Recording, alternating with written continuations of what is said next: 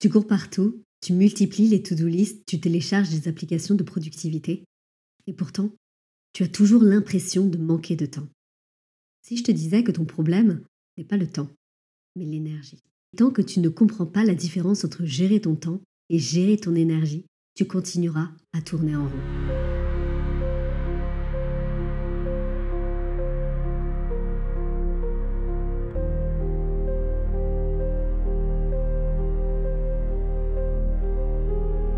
Bonjour à toutes, bonjour à tous, je suis Armelle Latina. Je suis coach, sophrologue et spécialiste en neurosciences, en intelligence émotionnelle et en transformation humaine depuis plus de 10 ans. Dans cette vidéo, je vais te révéler pourquoi tu n'arriveras pas à gagner du temps sans d'abord comprendre ton énergie. Plongeons tout de suite dans une première partie sur le mythe de la gestion du temps. Parce que oui, une première vérité, c'est que la gestion du temps en tant que telle, ça n'existe pas. Nous avons tous 24 heures dans une journée. Que ce soit le PDG de Google, la mère célibataire qui jongle avec plusieurs boulots, toi, moi, 24 heures. Point. Alors pourquoi est-ce que certaines personnes semblent avoir plus de temps que d'autres? C'est simple. Elles ne gèrent pas leur temps, elles gèrent leur énergie. Par exemple, tu as peut-être déjà ressenti cette sensation d'avoir passé 8 heures au travail, mais de n'avoir rien fait, de ne pas avoir été productif, on peut dire. Ou bien tu peux avoir eu une heure extrêmement performante, ultra productive, où tu abats le travail que tu aurais pu faire dans toute une journée. Quelle est la différence? C'est ton niveau d'énergie, de présence et de conscience à ce moment-là. Nous allons explorer maintenant 4 types d'énergie. Il y a d'abord l'énergie physique. L'énergie physique, c'est ton corps et ta vitalité.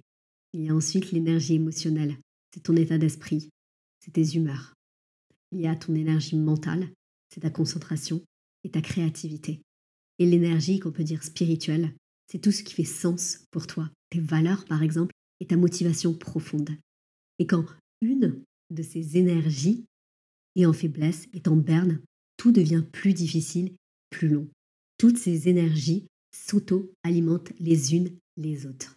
Identifions maintenant ce qui vient vider ton énergie sans que tu t'en rendes compte. On peut appeler ça des vampires énergétiques. Le premier vampire énergétique qu'on va voir, c'est les tâches qui sont non alignées. Tu fais des actions qui ne correspondent pas à tes valeurs, donc tu forces, tu luttes. Résultat, ça te demande 3 fois plus d'énergie pour le même résultat. Ensuite, il y a toutes ces micro-décisions constantes. Tu sais, ces 50 petits choix par jour. Quoi porter? Quoi faire à manger? Dans quel ordre faire les choses? Ça épuise ton énergie décisionnelle. Plutôt que d'avoir, par exemple, 3 grands axes ou 2 grands axes dans ta journée. Ensuite, il y a tout ce qui est le côté multitâche émotionnelle. Tu gères ta to-do list et tu portes aussi toute la charge mentale de ta famille, peut-être de ton équipe ou de ton entreprise si tu en as une. Puis tu stresses aussi pour ce projet que tu as.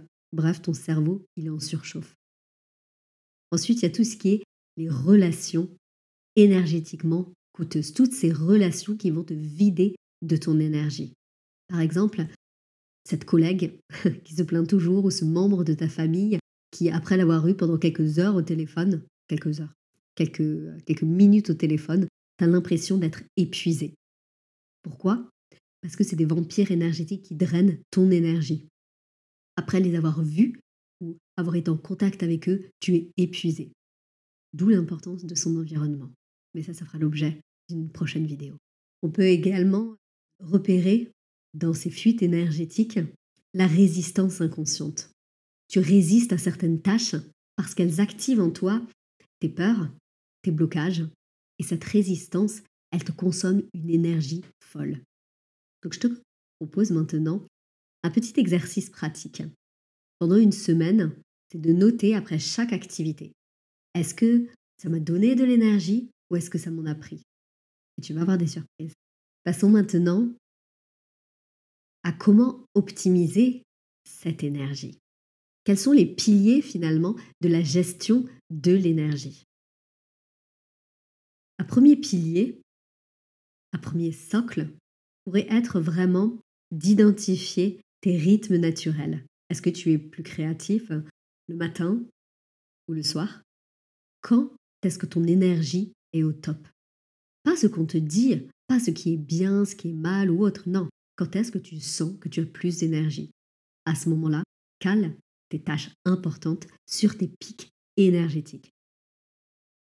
Ensuite, il y a cette règle qui est celle des 4 cadrans énergétiques, qui va se diviser un petit peu en 2 axes, c'est-à-dire tout ce qui est haute et basse énergie et tout ce qui est plus ou moins important.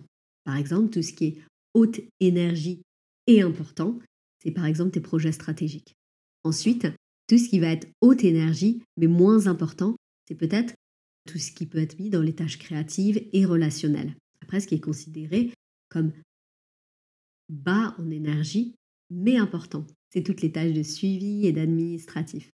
Ensuite, bas en énergie et moins important, c'est tous les moments de récupération. L'idée, c'est de voir là où tu veux porter ton focus et qu'est-ce que tu vas mettre en avant.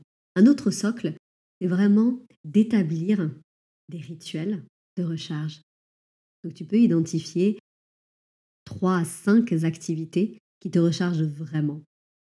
Peut-être pas forcément les choses que tu penses qui te rechargent, mais ceux qui t'apportent vraiment de l'énergie, ceux qui te stimulent, qui t'ouvrent, sur lesquels tu te sens réellement rechargé. Donc tu peux prendre un temps pour te poser, pour respirer, te poser la question et y revenir. Un autre pilier, c'est vraiment celui de l'art du non. Dire non, c'est pas juste protéger ton temps, c'est vraiment protéger ton énergie. Tu es un canal et tu protèges ce qui rentre et ce qui sort. Et chaque oui à quelque chose qui ne t'aligne pas, c'est un vampire énergétique, c'est une fuite énergétique, c'est un non-alignement avec toi-même. Puis ça passe aussi dans le corps. Voici maintenant une méthode que j'utilise régulièrement avec mes clients pour passer de la gestion du temps à la gestion d'énergie. Tout d'abord, la première étape, ça va être pendant une semaine de pouvoir tracer ton énergie, comme tu traces tes dépenses. Note ce qui t'en donne et puis ce qui t'en prend. C'est un petit peu cette audit énergétique. La deuxième étape, ça va être vraiment cette réorganisation énergétique. Tu réorganises ta semaine en fonction de ton énergie, pas de ton emploi du temps classique. C'est un shift dans ta façon de penser, dans ta façon de t'organiser et de te prioriser. Ça paraît peut-être inhabituel et illogique au départ, mais tu verras qu'au fur et à mesure, tu vas avoir l'impression d'élargir ton temps. Enfin, c'est les investissements énergétiques. Investis dans ce qui multiplie ton énergie, que ce soit des formations, des aides ménagères, des outils qui automatisent des tâches que tu détestes et qui te prennent de l'énergie. L'investissement, investir en toi, est toujours ton plus beau cadeau. Donc en conclusion, arrête de courir après le temps. Commence à cultiver ton énergie. Parce que quand ton énergie elle est optimisée, tu as l'impression d'avoir plus de temps. Tu es plus efficace, plus créatif, plus présent. Le temps, on ne peut pas le créer en tant que tel, quoique on le verra dans une vidéo sur le quantique. Mais l'énergie, par contre, on peut la multiplier. Et si cette vidéo, elle a changé ta façon de voir la productivité, n'hésite pas à liker, à t'abonner et dis-moi en commentaire quel est ton plus gros vampire énergétique. Merci infiniment d'avoir suivi cette vidéo, pour ta fidélité. Et je te retrouve avec grand plaisir pour une prochaine vidéo.